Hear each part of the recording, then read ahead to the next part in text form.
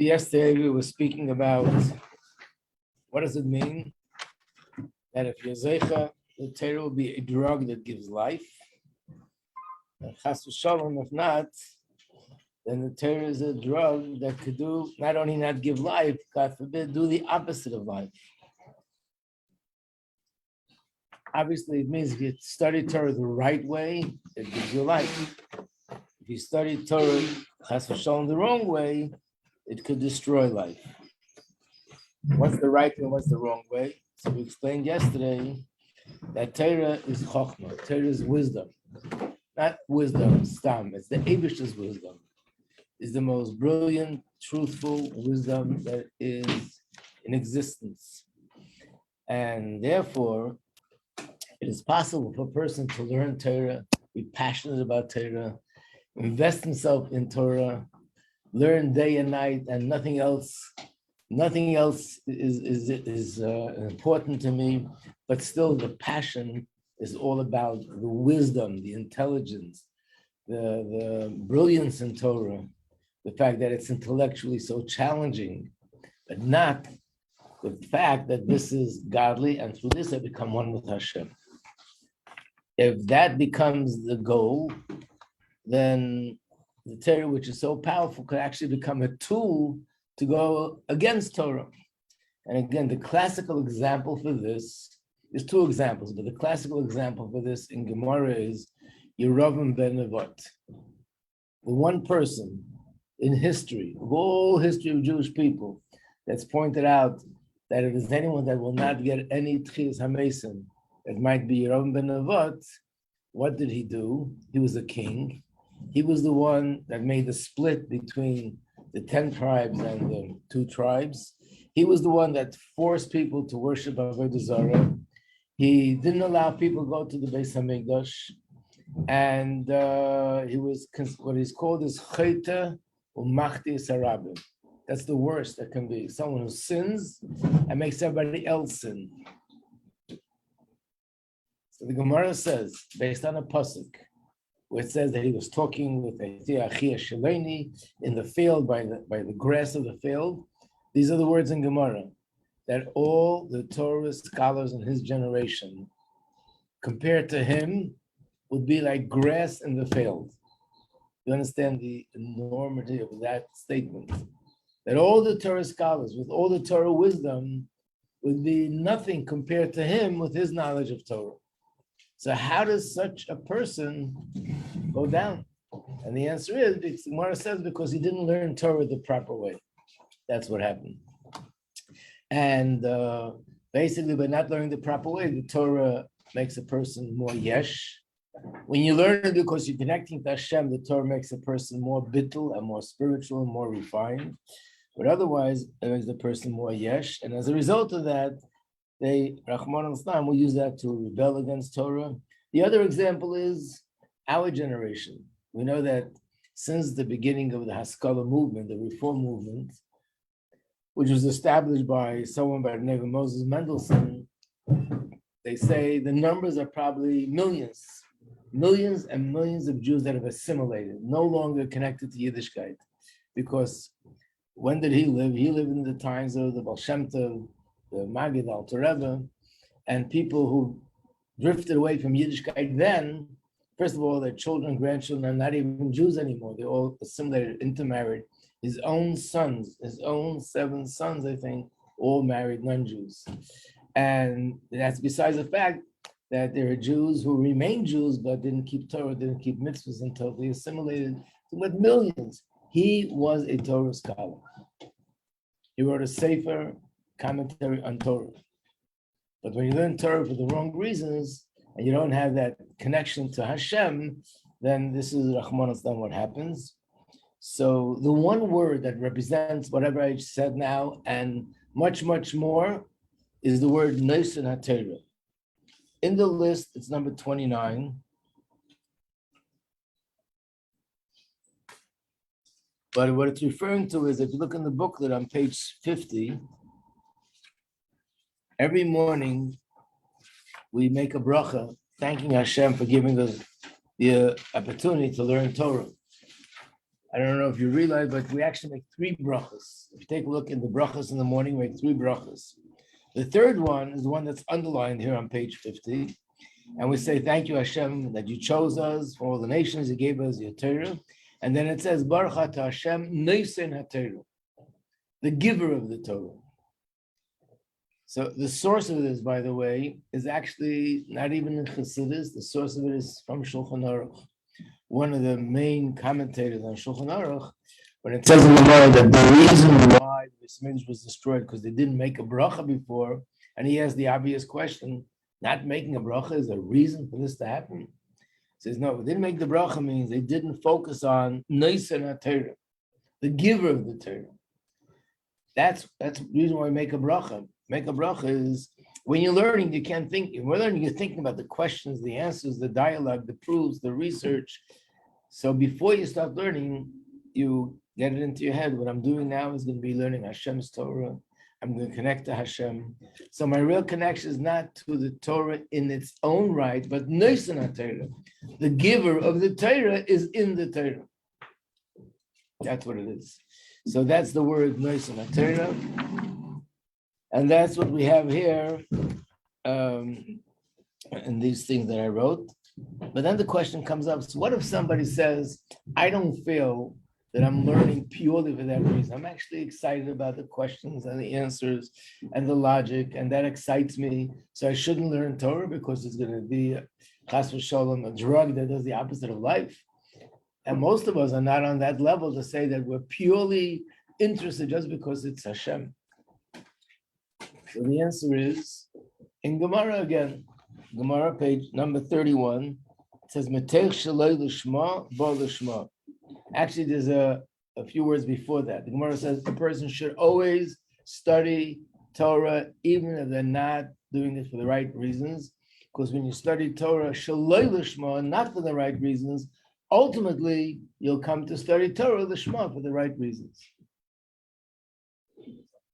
The only difference is that there's one person that studies it for egoistic reasons and does not even interested in developing a deeper and more spiritual connection to Torah. I doubt if they'll get there because that's not their interest.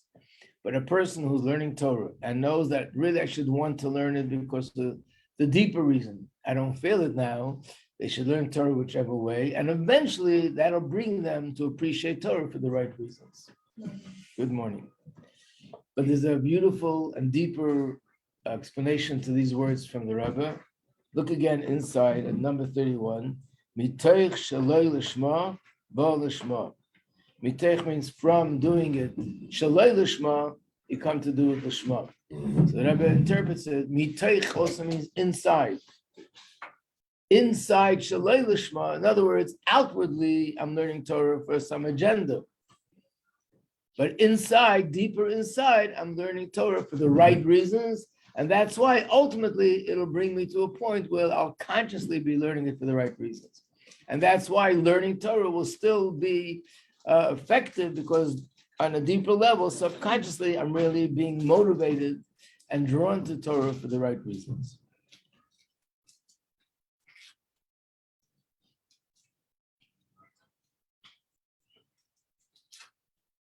I'm not going to conclude with this, again, then we'll on to the next subject. But someone told me he once saw in a sefer, and I don't doubt that I must have said this sometime during the year, but I learned already that I could repeat things. It helps you remember it better. That in one place in the Torah it says that if Hashem wouldn't help us, we would never be able to overcome the Yetzer Hara. We need Hashem's assistance. Another place it says Hashem created the Yetzer Hara, but he also created a spice to neutralize the Yetzer Hara, and that spice is Torah.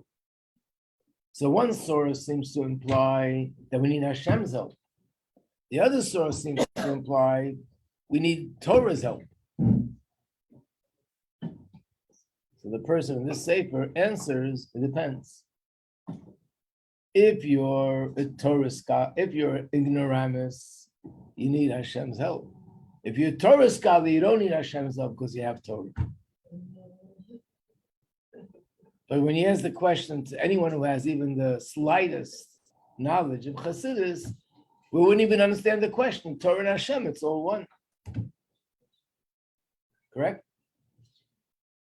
What is that phrase that we quote that Torah and Hashem is one? That's number 26 on the page. These are the words from the Zohar. Yisrael, Eiraisa, V'Kutchebrichu, which means Yidden, the Torah, and Hashem, Kula Chad is all one. So if someone's passionate about Torah, in essence, he's passionate about Hashem. That's the way it's supposed to be.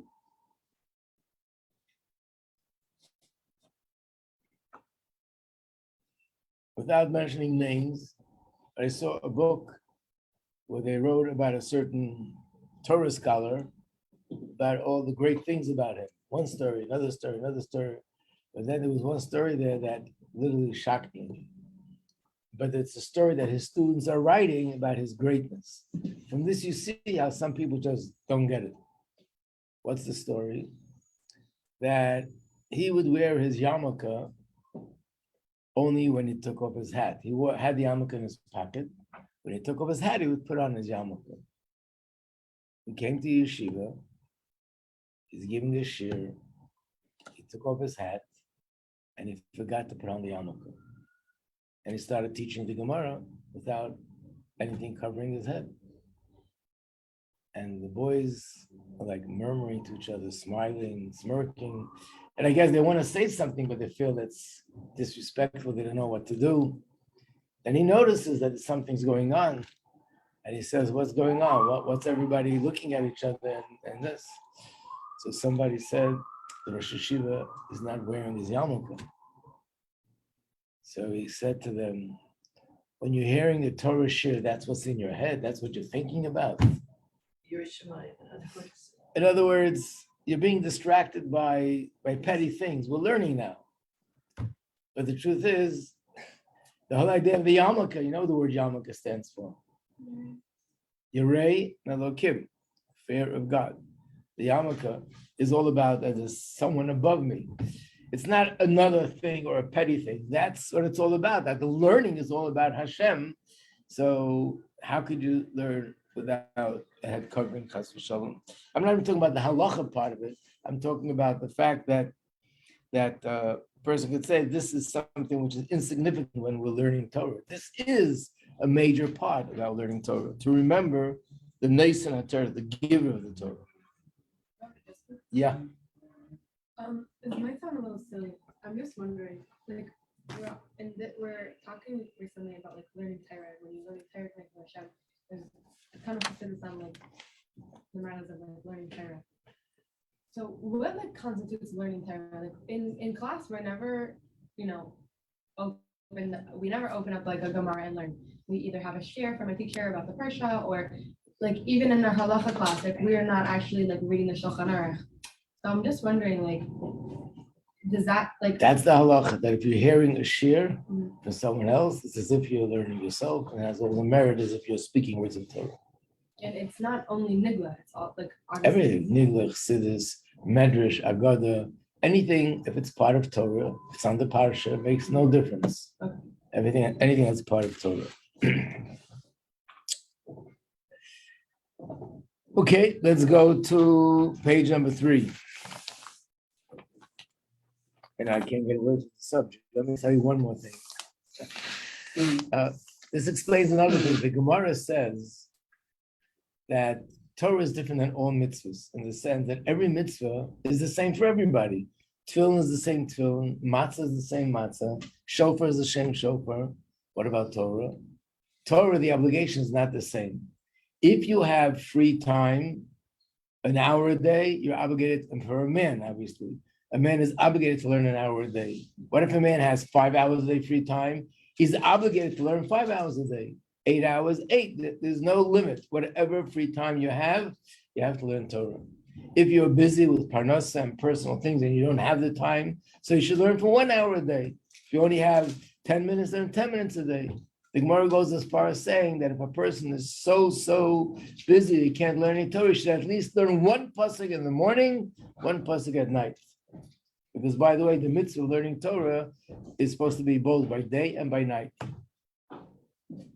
So if you think of it, could you imagine the Havdil, a science teacher or a medical teacher or a history teacher or any kind of teacher will say to you, this is really an amazing subject, science, history, medicine. If you don't have any time, study one line in a medical book, one line in a science book a day. What's one line in science a day going to do for me? It's a joke. One line in a science book? So why are we saying that in Torah? Because the answer is if Torah would be only about accumulating knowledge and becoming a scholar, you're right, one line a day is not going to do much. But if you understand that when you learn Torah, you are embracing Hashem, you're connecting to Hashem, you're absorbing the Shekhinah in yourself, even one pasuk accomplishes that, if that's your circumstances. Okay, number 3. We know that Matan Torah is considered the wedding date between Hashem and the Yidden. And this is based on the pasuk in Shir Hashirim, page 51. Let's look at page 51 in the book, where it says, Tzion, go out and see the daughters of Tzion, the Melech Shlomo, the king Shlomo Melech. Torah Shitra Imay, his mother put a head covering on him. When did she do this? B'yom Chasanos, the day of his wedding. B'yom Simchas Libo, the day of the joy of his heart. So this is a metaphor for the Eibishter and the Yidden. We know that sometimes the Eibishter is referred to as our father. Here's one of the places the Eibishter is referred to as our mother. And Shir Hashirim itself, most of the places Hashem is referred to as the husband and we're the wife, but the Eibishter has all the different titles.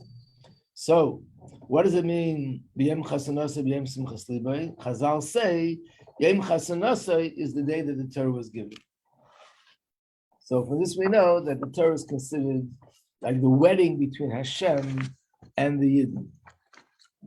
There's another medrash that says that this is the difference between going out of Mitzrayim and receiving the Torah. There's another pasuk, I didn't bring it here, but there's another pasuk, we actually read it in the Haftorah this Shabbat, this coming Shabbos, last Shabbos, that where it says, we didn't do last Shabbos because it was there Rosh Chodesh, we did a different Haftorah, but normally this would be read, that going out of Mitzrayim is like marriage, and getting the Torah is like marriage. So if you remember from previous times, they're both true. But in marriage, there are 2 stages, right? Erisin and Nisuin. Everyone remember what that is? Erisin and Nisuin, you have to know this. Coming up. What? When you were betrothed, and it was a year before, and then Nisuin is Right. Erisin was giving the ring. It was done usually a year before. Halachically, they're husband and wife, and they're considered married. And any relationship chas v'shalom outside of that would be considered adultery, but they still did not live together as husband and wife. A year later, the next process was standing under the chuppah, the sheva brachas, and the yichud, and that's when the marriage is completed. And today we do both things together at the same time. In fact, I think one of the reasons why we read the ksuva, why is it important to read the ksuva out loud, is just to make a break between this part of the process and the second, indicating that it's 2 separate things. This is Eris and this is Nisur. So going out of Mitzrayim was Erison. That was the first stage. And we were still not completely married, so to speak. Once Hashem gave us the Torah, our relationship was cemented in a complete way. But again, in Torah, we have things on a smaller scale and on a larger scale. There's another medrash that says that on a much larger scale, going out of Mitzrayim, receiving the Torah, all that is still Erison. When Mashiach comes, that's going to be Nisui. That's going to be the final stage where there's a final merging of Hashem and Yidden. It will become absolutely one, and the marriage will be complete. So based on this, that going out of Mitzrayim was the Erison, and this is the marriage. The Zohar says another thing, 35. Look at page 52.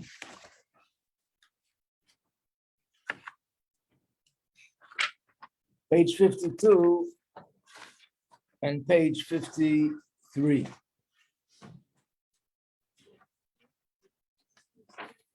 What?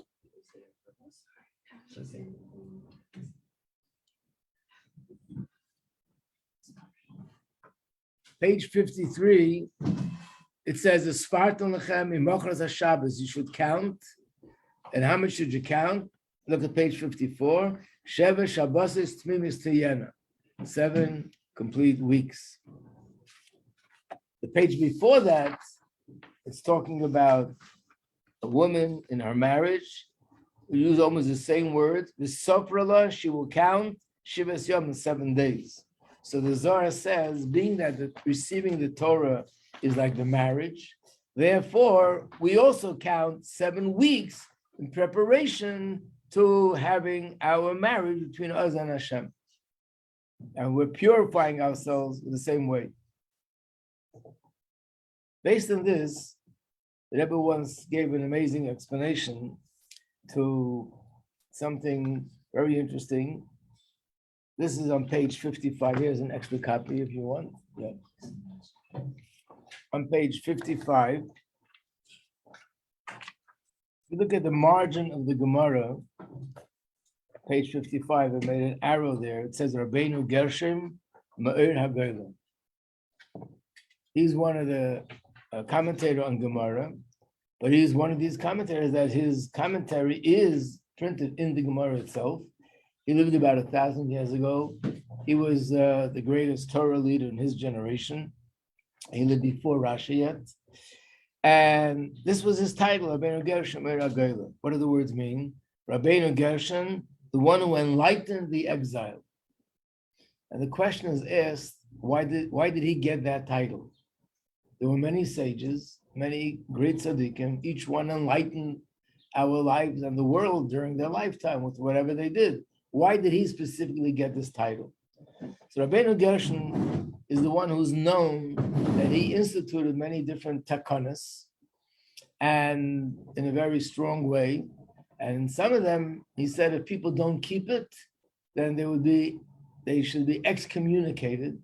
It's known by the words Cherem Rabbeinu Gershom, excommunication based on the ruling of Rabbeinu Gershom. So what was one of the rulings that he gave?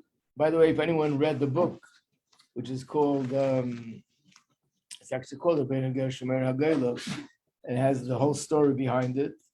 But he, in his days, men still were permitted and practiced to marry 2 wives.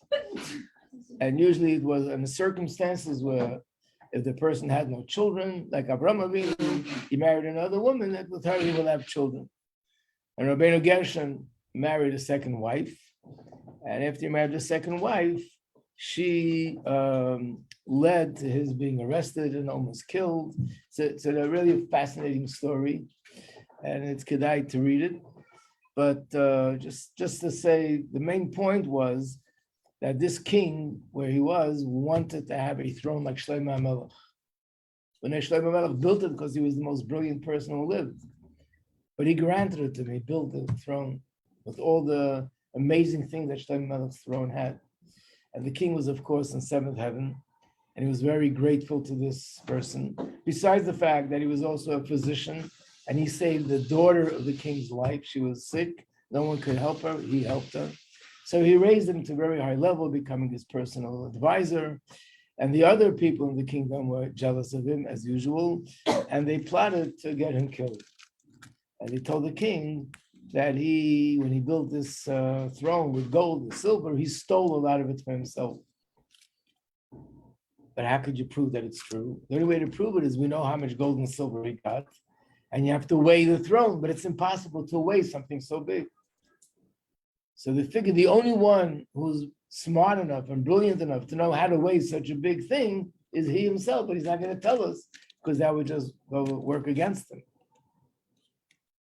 So the second wife, she was not loyal to him, and she was friendly with some people in the kingdom, and she got extracted from him the chokhmah, how to weigh the throne, and that's what they did. And then they said, therefore, it means It shows that he stole. Obviously, there was just a lot of gold and silver that gets wasted or whatever.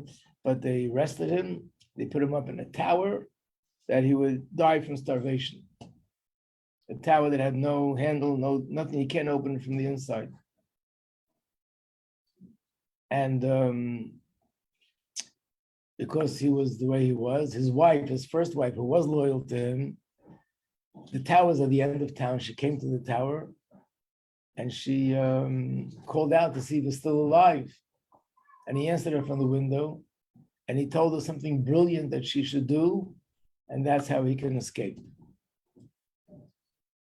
Details, and I remember the exact details, but it was about getting a certain insect and tying a very thin thread to the back of this insect and put something in front of the insect that would make it go straight up the wall. So the insect went up the wall, and with it came this thin little thread, and then to tie another thread to it, something which is a little bit heavier, and behind that something which is heavier, and behind that something which is heavier. Eventually, she was able to bring up something to saw the bars with. She was able to bring up thick rope.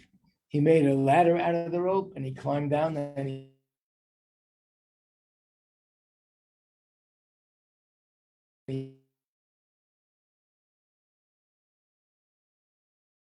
escaped, which means it wasn't chas v'shalom, oh, he had a problem with the second wife, so he made a gezerah. He saw that the world is no longer what it used to be, and it'll just bring jealousy, and jealousy will lead to hate, and hate will lead to murder. So therefore, it's no longer something which is possible. So the Rebbe asked, okay, it's a very important takana, but a lot of rabbis made different things that they instituted, and they're still not called the ones who enlightened the exile. He made another takana.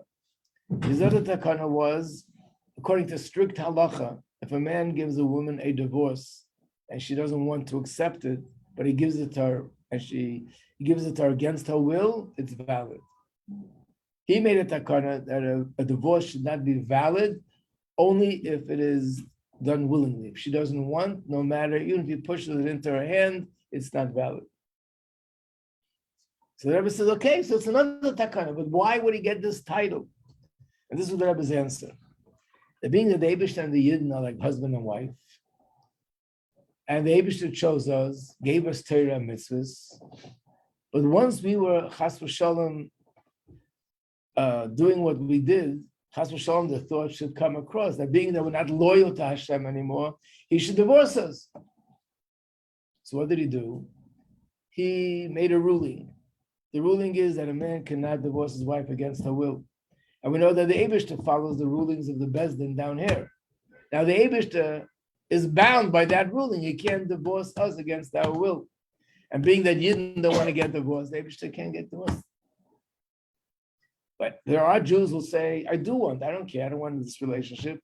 But we know what the Rambam says. I'll soon show you the words inside, the famous Rambam, that a Yid never wants to go against Hashem. This is not only in Chassidus, it's in Rambam. Every Jew wants to be connected to Hashem. And even if he's screaming and shouting that he doesn't, that's only on the outside. Inside, he wants it. So therefore, there's never a possibility that this divorce could be given willingly. So there's another problem. Hashem could say, okay, I can't get rid of them. I'll choose another nation, and that'll be my favorite. I'll deal with them. And the Yidden will just hang in there because I can't get rid of them. So he made another takana, that a man can't marry two wives, which means the Eibush is again bound by the second ruling. He can marry another nation. He's stuck with us. And therefore, he's called Meir HaGoyla, which means the Galus came to such a point which is very dark and very threatening. It was because of his ruling that brought light in the exile that the Eibishter sort of will keep this connection. Now I have to add, it doesn't mean chas v'shalom, the Eibishter could have done otherwise. It means that the relationship with Hashem and us, which is unconditional, came out more revealed through his rulings that he gave. Got it? By the way, it's connected to another thing, Why is Shavuos called Shavuos? Anyone know? What? I didn't hear Rivka. Louder.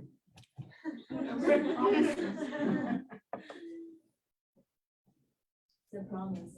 Promise what? To promise Hashem to Yiren and Hashem to Yiren and Yiren to Hashem. Right. First of all, it's more than a promise. It's an oath. Shavuot means an oath. Hashem took an oath that will never, ever abandon us. And we took an oath that will never, ever abandon him. So actually, the name Shavuot, this is one of the reasons. The other reason is simply because it comes after 7 weeks of counting. So this, what I just told you about Rabbeinu Gershom, actually coincides with the reason why Shavuos is called Shavuos. This is one of the reasons that are given. So just to see the Rambam inside would be very, very important, something which the Rebbe always quotes. And I think the reason why it's so important and so significant is because it's halacha, which means that it's not just some sort of concept in Chassidus, has halachic ramifications. On page 56, you see it in Hebrew. I don't know if I put in the English. Yeah, I did. On page 56a, you have the words of the Rambam in English. It's talking about a halacha that a man. Oh, they can't believe the clock. The clock is going very fast today, more than usual. There's a halacha that a man, when he gives a get, he has to give it willingly, otherwise it's not valid. But what if, according to halacha, he has to do it? Let's say in the case where his wife committed adultery, or they're not allowed to be married in the first place. So halachically, he has to give a divorce, and he doesn't want to. What's the halacha? That you force him until he says the words, Reitzani, I want to. So the Rambam says, everyone has the question, but that's not really wanting. Oh, as long as you said the words Reitzani, but it's not real. It's just because he's being forced. So the Rambam writes that no, every Jew wants to do what Hashem wants him to do, and it's the Yetzer Hara that's forcing him to say the opposite. And therefore, when they're using pressure to force him to say Reitzani, what we're doing is we're removing the pressure from the Yetzer Hara, and these words Reitzani are really his true essence and what he really feels inside. So therefore, every year, the Pnimius doesn't want to be divorced from the Eibishter, and therefore it's not valid. Okay, let's move to another thing. I'm going to be skipping because I'm going to try to cover whatever I can, as much as we can. So let me go to number 43 and number 44. No, let me 41 and 42. Again, these are subjects that are discussed in Chassidus. It's very broad and very deep, and a lot of Maimorim. So what I'm telling you is the tip of the iceberg, or maybe not even, of what's really all about it. We know that it says in Chumash that the luchas were cherus al haluchas, which means the words were engraved in stone. Engraved in stone. It's a pasuk in Chumash. You can see it here in the booklet on page 64. Yep, that's 64. Page 63a. That's where it is in the booklet. 63a in the top line.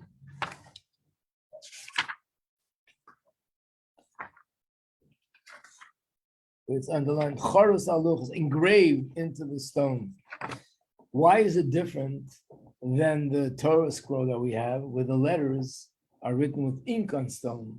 This also could have been a huge banner, and it should say the same words, Anei Hashem Elokecha, with ink.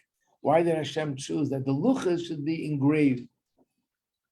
So I'm just going to mention one point, not go into the other points, and that is that in the language of Chassidus, this is called 42, is called Oisis Achkika, words that are engraved. The difference between words that are engraved, the words that are written with ink, is that words written with ink, the words and the material that it's written on are two separate things. And therefore it could get rubbed off, it could fade away, you can scratch it off.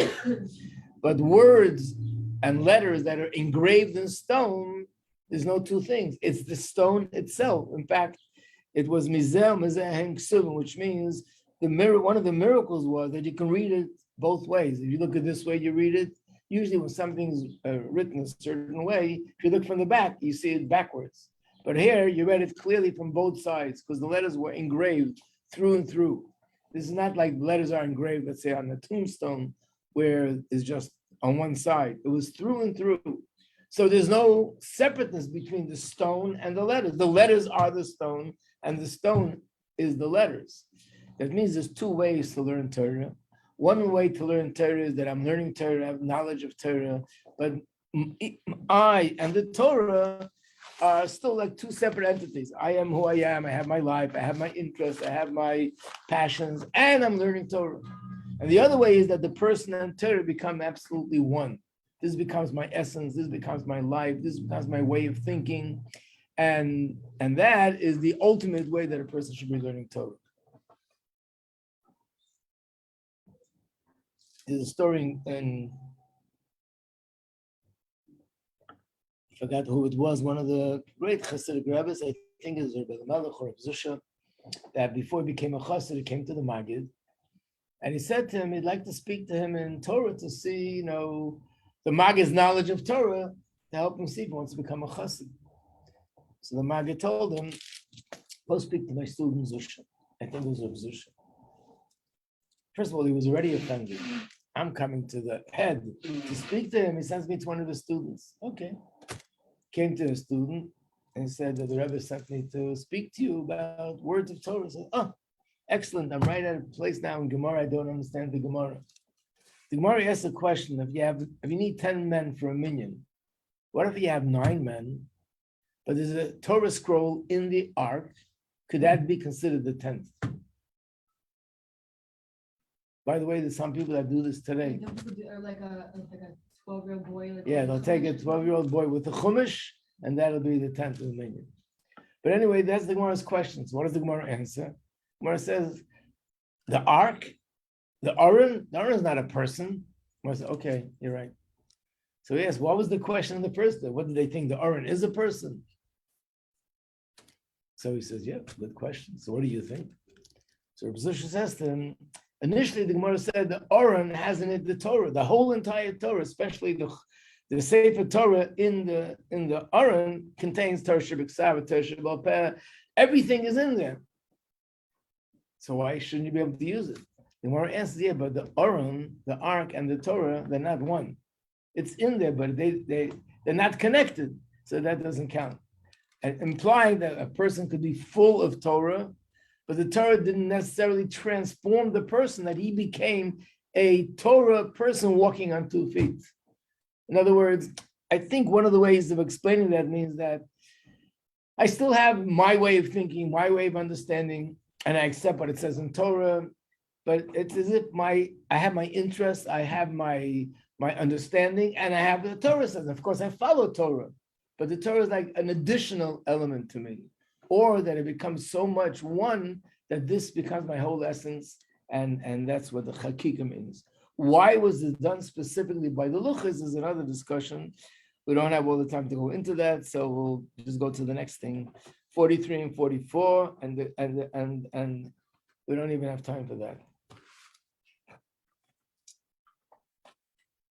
Maybe we can push up Shavuos for a day. Maybe we can all fly We to can all fly Australia. over the desert. I was going to say Australia, but they're earlier than us. Wrong number. Australia, yeah.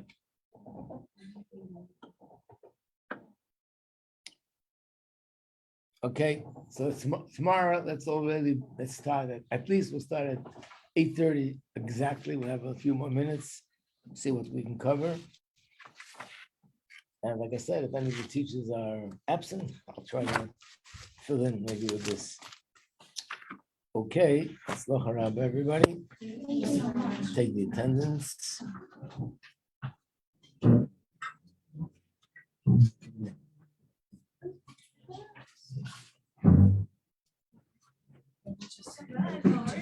Figure out, are we 10 tomorrow or 3 tomorrow? 3. Yeah. Hashem.